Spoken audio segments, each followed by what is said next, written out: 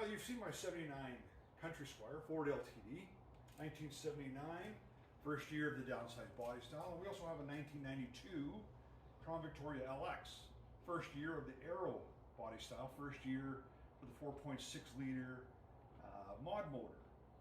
So,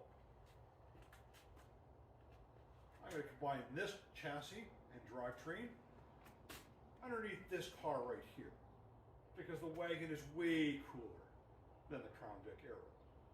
Agreed? Everybody at the Costco gas bar thinks this, and much more practical to have a wagon that you can go to the store, pick up 4x8 sheet of plywood perhaps, full set of tires and wheels, and baseboards. We do some home renovations with this car. But first things first, we want to get this thing here running, driving, leak-free before we make the swap. So today, got a heater coolant leak. I'm going to show you underneath the hood here what seems to be the trouble and what the plan is to repair it. Like I said, once we get it running and driving as good as we can, we'll start waiting for the snow to melt and planning the hoist. Lift body, swap chassis, scrap everything we don't need. Stay tuned.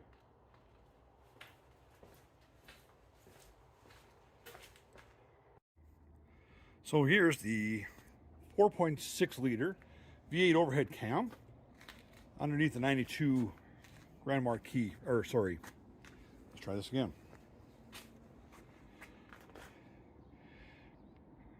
4.6 liter overhead cam V8, first year for the Panther body, the Aero body style.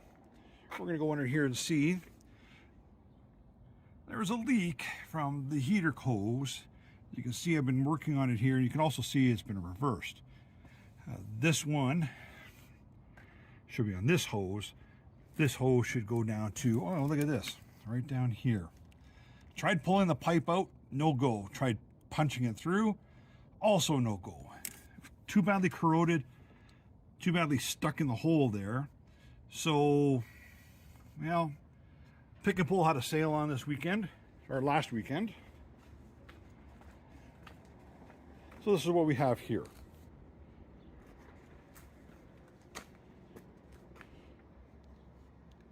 First year 4.6 liter.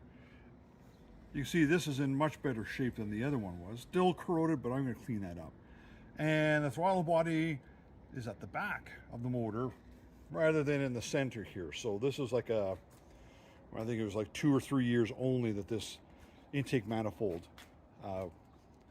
had the throttle body opening on the back. So the later ones and the plastic ones had it in the center here. So this one came off of a donor Crown Victoria with 162,000 kilometers at the lowest kilometer. So I figure this would probably be our best bet for the swap today. So if anybody's ever done the swap, I'm not going to step by step it. What really does suck is this guy here.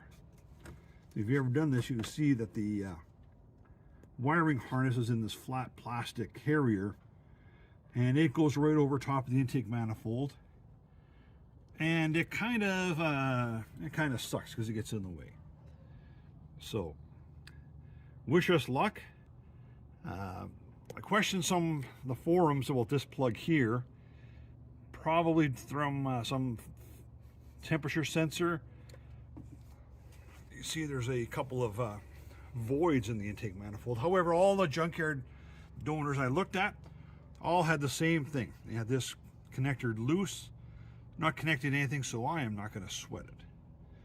So, without further ado, I'll take a couple hours here, and again, I'm not going to step by step it. We're just going to make the change and come back to it if we have any issues. Well, halfway through the job, basically everything has been taken off, getting ready to put things back on, getting things cleaned up. This is the old intake manifold. You can see now how bad it is chewed up. Also, the rubber's dried up, but good here. Other than that, transfer everything over that I need to. Temperature sensors and rubber on this side here is much better shape. So that appears to be much better as well. So kind of using the wagon as a workbench right now. Not that I'm really concerned about condition of the paint on the hood. Moving over now to the Crown Vic. All ripped apart, tools everywhere, of course. Bad news, broke the tip on one of the injectors, but I've got some spares in the garage. Spare tips as well as spare injectors. The bad news, when you look down in the hole there, that looks like a coolant leak underneath the intake. If you look closely, right there you can see it looks like the hose has sprung a leak underneath the hood here, underneath the intake manifold. So, take some time now to clean everything up before I put everything back together. I was kind of hoping that I could have this done today, but not in a rush. Take a little bit more time here. As far as I can see, the only breakage was that tip on the fuel injection. Sorry about the jet. None of the tabs on the injector harnesses broke. None of the hoses broke. I got to switch this heater hose here to the other side, but I think what I'll do is maybe bypass underneath the hood, underneath the intake manifold, sorry, with a, I measured out probably about 4 feet of 5/8 hose, and down the hole here I'll probably put an elbow so it's facing out the right direction. Start with that, and then we can work on getting it all back together. We'll take a little break for now. I'm gonna go inside and have myself a sandwich. So we're back at it again here, doing all the repairs and fixing all the carnage from the uninstallation of the old intake manifold, and preparing to install the new intake manifold, or replacement intake manifold, if you will. So let's take a quick look here and see what's going on. So just to look at a couple of the parts we've required here. Number one, the radiator hose that was leaking. This goes from the heater core to the back of the intake manifold. This one here seems to be fairly soft. It's a Motorcraft part from a newer Crown Vic. Hope I remember all these nuts and bolts go to. Got ourselves a nice length 5/8 heater hose. Basically what we're going to do with this one here is we're going to replace the under manifold unit that was leaking. I've got a T plumbed in here, and I'm just getting ready to attach under the manifold. If you take a look at these hose clamps, I like these ones far more than I do like the old style or Jubilee hose clamps. These come off of German cars. You'll notice that they don't have holes, so the worm gear doesn't actually bite into the hose underneath. It's a little bit more softer on the hoses themselves. Going back underneath here, I kind of just have a bunch of stuff set in place right now. Of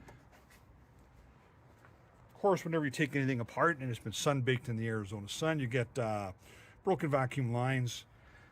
Picked up a replacement from the junkyard today. These little things here, they tend to break as well. I believe this one here is broken. Not too worried about it just yet. You can see a bunch of hoses and wires that are disconnected. I've just got the intake manifold snugged down. Replaced the gaskets with Fel-Pro gaskets. A little bit of a bend on this one here. I think somebody was squeezing with hose clamps or vice grips to get the hose off. Not me. This plastic piece here, kind of like a wiring harness holder, dry and brittle, and of course they all crack. Even taking a couple out of the junkyard today, I ended up breaking them in this location here. And then I got mad, of course, and well, I'm on a second day of doing this manifold here, so don't want to be smashing things like Hulk smash, but sometimes you get a little angry. I hope I remember where everything goes under the hood. Alternator removed for space. This guy right underneath here, that is where the heater hose is going to connect. It's going to ride up through the opening here, and then we're going to circle it back around over top of the valve cover. So, partway through the reinstallation here. Don't ask me what this is. I have no idea. Must be a dipstick rag stained with oil, if I can see. Broken clip here as well. Again, sun baked in the Arizona sun. Broke 2 pintles on the injector, so I bought 2 junkyard specials that are intact from the same year range of Crown Vic as this one here. So I'm going to clean those guys out first before I put them all back in. I'm just going to start piecing some of this stuff back together and stop at the fuel rail so I can get those injectors cleaned first.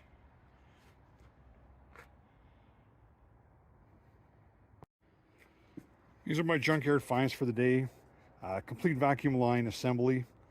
2 injectors.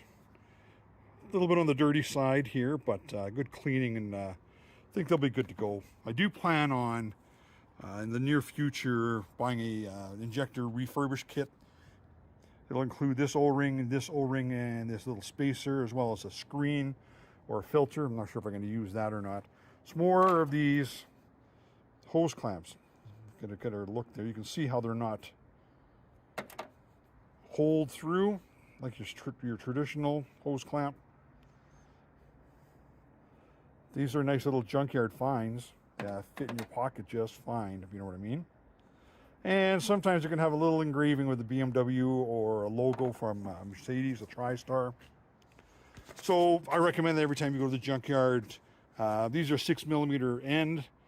So if you can get yourself like a little hex, like this guy here. Some along these lines here with a 6mm end. Makes it easier to pull off.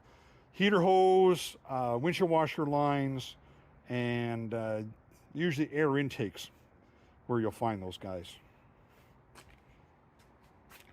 So we're going to get back on this guy here. Doing house renovations at the same time makes it a little tricky to spend the time with my one true loves. Well, both of them. Let's back out a little bit here. There we go. So that's it for this moment here. We'll come back and update some progress. Well, it's a good thing I don't need to get this car ready to go to work on Monday morning. Let's see if you can see all the way down in here. Let's try zooming in on it. Right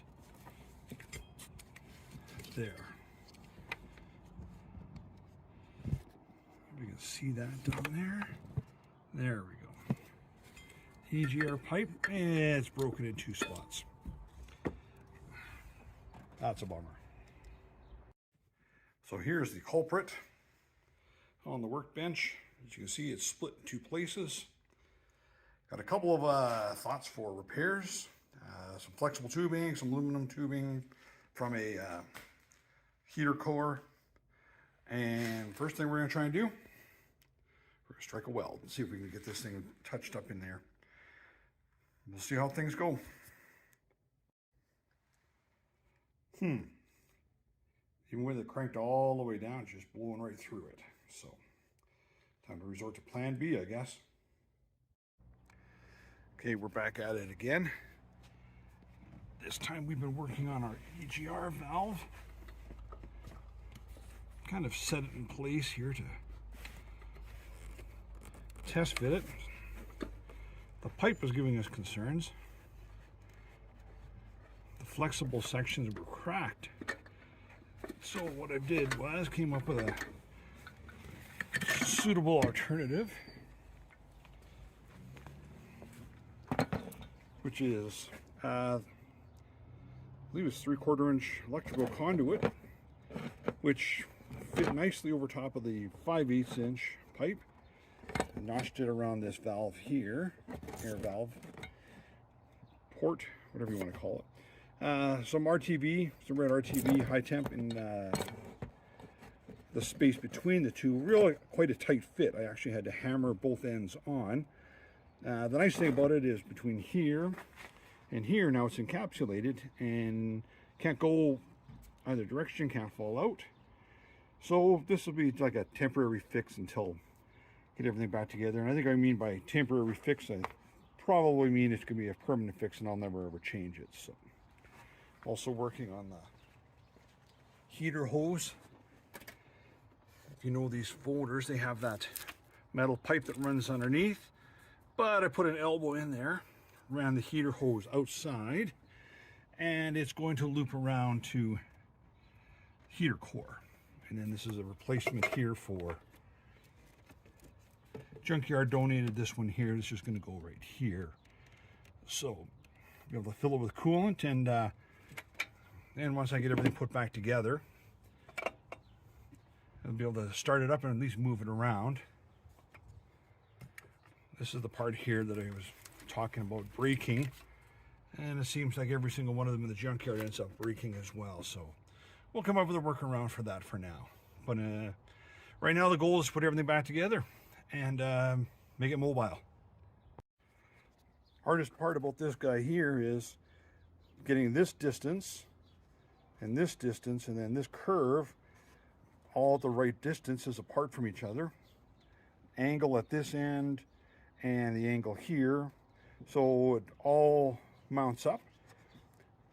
I put it on last night when the sealant was still wet and made the adjustments as necessary and clamped it down with two bolts, this threaded nut, just enough to hold it in place while the RTV cured overnight. So now it's time to put it back in permanently and not forget the gasket here.